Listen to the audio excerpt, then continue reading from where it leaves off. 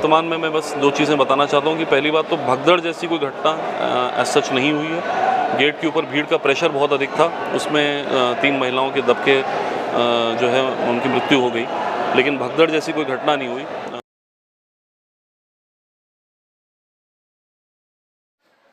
जय हिंद, जय भारत। दोस्तों बहुत बहुत स्वागत है आपका सीकर 23 न्यूज़ चैनल में। राजस्थान सीकर जिले स्थित खाटू श्याम जी के मंदिर में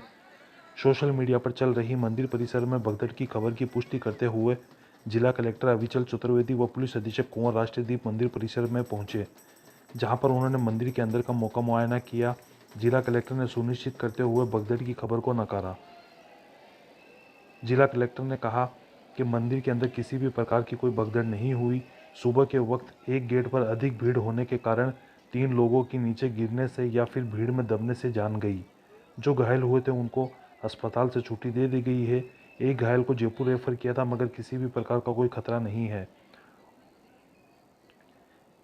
हर महीने होने वाले एकादशी मेले के लिए आगे से पुख्ता इंतजाम किए जाएंगे व राज्य सरकार की तरफ से परिजनों को 5-5 लाख रुपए देने की घोषणा की गई है। वो मंदिर कमेटी की तरफ से भी 5-5 लाख रुपए देने की घोषणा की गई है।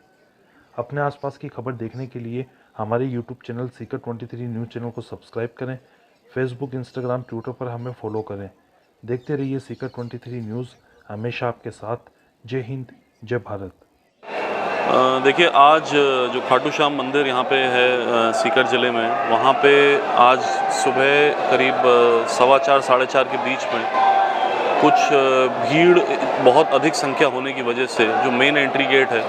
वहाँ पे 3 महिलाओं की भीड़ में दबने से या सफोकेशन से या किसी कारण से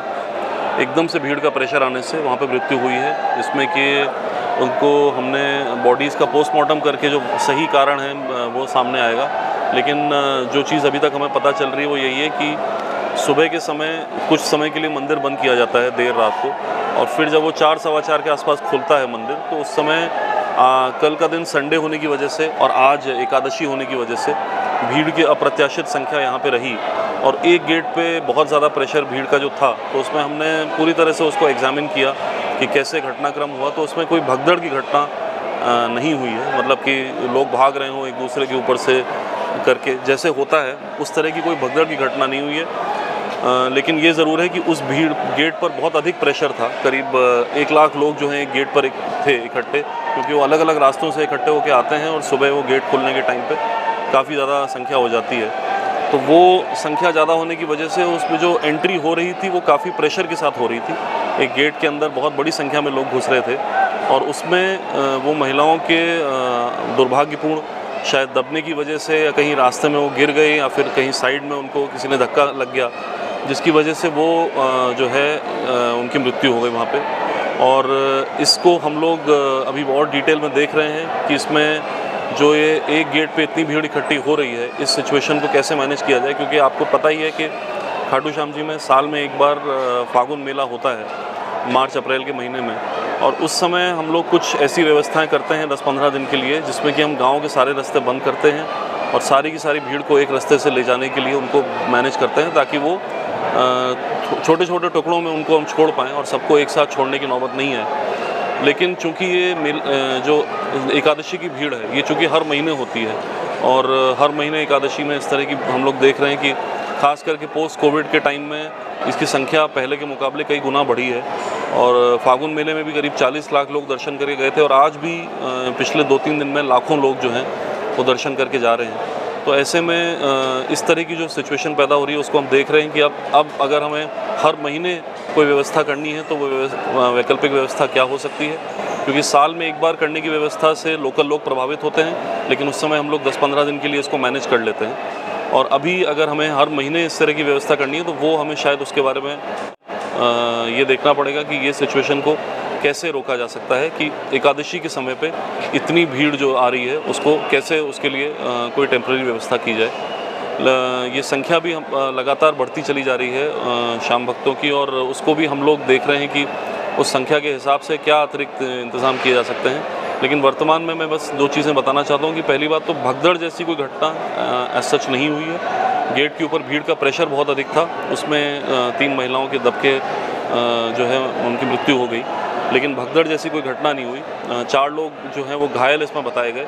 जिनमें से कि ज़्यादातर 3 जो लोग हैं वो काफ़ी माइनर इंजरी थी और वो लोग अपना छोटा मोटा इलाज करा के अपने अपने घर चले गए हैं। और एक जो है उनको और जयपुर रेफ़र किया था, तो वो जयपुर रेफ़र करके वो अपना इलाज करवा रहे हैं, लेकिन उसमें कोई जान को खतरे की बात नहीं है। तो ये है, और इसमें राज्य सरकार ने भी अपनी तरफ से घोषणा की है इस पूरी घटना के लिए संवेदनशीलता व्यक्त करते हुए तीनों मृतकों के लिए 5-5 लाख रुपए की राशि राज्य सरकार द्वारा सीएम रिलीफ फंड से जारी की जाएगी और मंदिर प्रशासन और मंदिर समिति के द्वारा भी 5 लाख रुपए की राशि दी जाएगी सभी मृतकों को। तो इसको हम लोग प्रयास कर रहे हैं कि मृतकों को जल्दी से जल्दी उनके परिजनों को पोस्टमार्टम के साथ बॉडी सुपुर्द करके और जो कंपनसेशन की राशि है वो भी उनको दी जाए। और साथ ही साथ हम लोग ये देख रहे हैं कि जो हर महीने जो घटना हो रही, जो एकादशी की जो भीड़ इकट्ठी हो रही है, जो कि पहले के मुकाबले कहीं अधिक है,